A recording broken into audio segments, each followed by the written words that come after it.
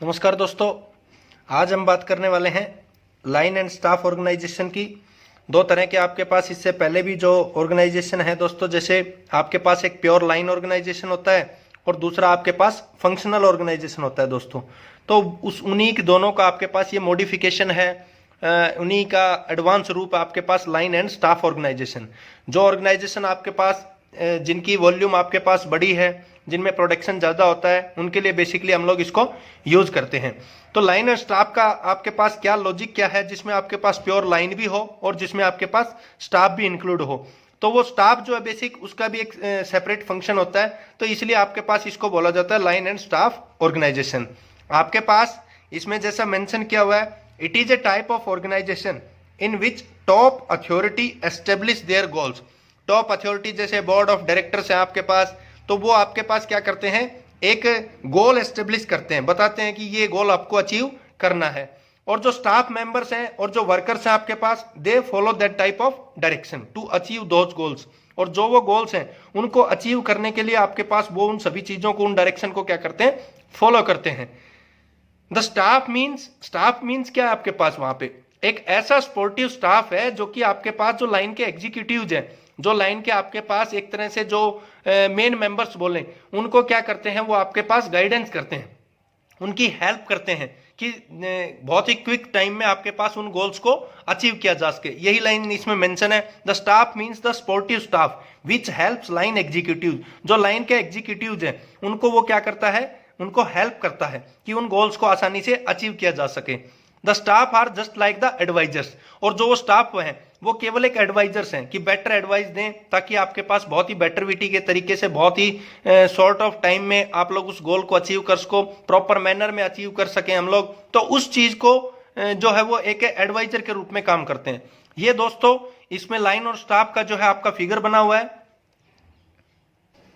ये इसका complete figure है दोस्तों आपके पास, जिसमें आपका जो बोर्ड ऑफ डायरेक्टर से जो मीटिंग आ रही है आपके पास, ऑर्गेनाइजेशन है उसका एक जनरल मैनेजर है, और जो वो मैनेजर है उसके नीचे एज ए सबऑर्डिनेट जो है वो आपका है, जो भी डिपार्टमेंटल मैनेजर हैं वो मैनेजर हैं।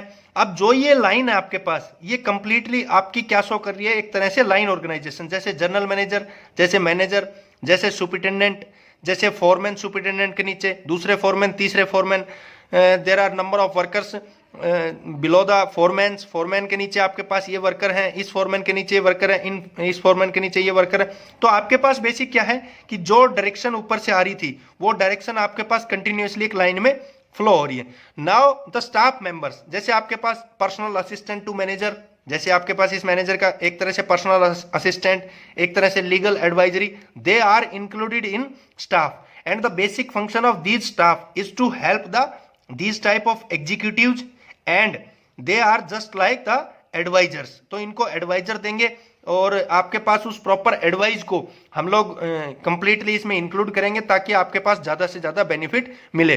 क्योंकि यहाँ पे जो थिंकिंग आ रही है, यहाँ पे जो थिंकिंग दे रहे हैं, ये इसको मदद कर रहे हैं कि बेटर आइडिया प्रोवाइड करें, और उन बेटर आइडियाज की वजह से आपका ज्यादा से ज्यादा आपका प्रोडक्शन होगा, ज्यादा से ज्यादा मैक्सिमाइजेशन होगा, प्रॉफिटाइजेशन होगा।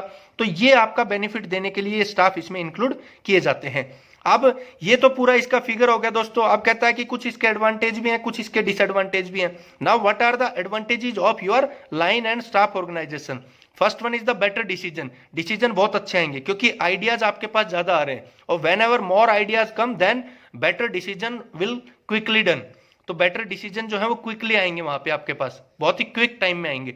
दूसरा आपके पास एडवांटेज इसका क्या कह रहा है, lesser burden on line officer. जो ये लाइन के ऑफिसर्स हैं, जैसे सुपरिटेंडेंट है, जैसे जनरल मैनेजर के नीचे मैनेजर हैं, आपके फोरमैन्स हैं, तो आपके पास क्या होगा, इनके ऊपर से बर्डन आपका बहुत ही कम हो जाएगा, क्योंकि डिसीजन तो यहीं से आ गए, इनको तो उस डायरेक्शन को फॉलो करते हुए वर्क करना है। तो यहां से आपके पास इनको बहुत ज्यादा बर्डन कम हो जाएगा। And last one is the proper training for the line officers. और जो प्रॉपर इसमें एक हिसाब से आपकी ट्रेनिंग हो जाएगी, क्योंकि जो आपके पास गाइडेंस आ रही है उसके अकॉर्डिंग वो ट्रेंड होंगे, तो वही आपके पास ट्रेनिंग हो जाएगी, तो वो आपके पास मैक्सिमम प्रॉफिट में आपका हेल्प करेगा। तो ये आपके पास हो गए इसके advantage. Now there are the certain disadvantages of line and staff organization. The first disadvantage is the chance of problem of creation between line and staff members. Problem creation होने के चांसेस रहते हैं लाइन और staff members के बीच में। कई बार क्या होता है कि इनके प्रॉपरली जो कम्युनिकेशन है वो आपका प्रॉपर ढंग से नहीं हो पाया, या प्रॉपरली जो आइडियाज था वो सेटल नहीं होने पाया, तो there should be chances of occurrence of problem, उसमें चांसेस बन जाते हैं पूरे।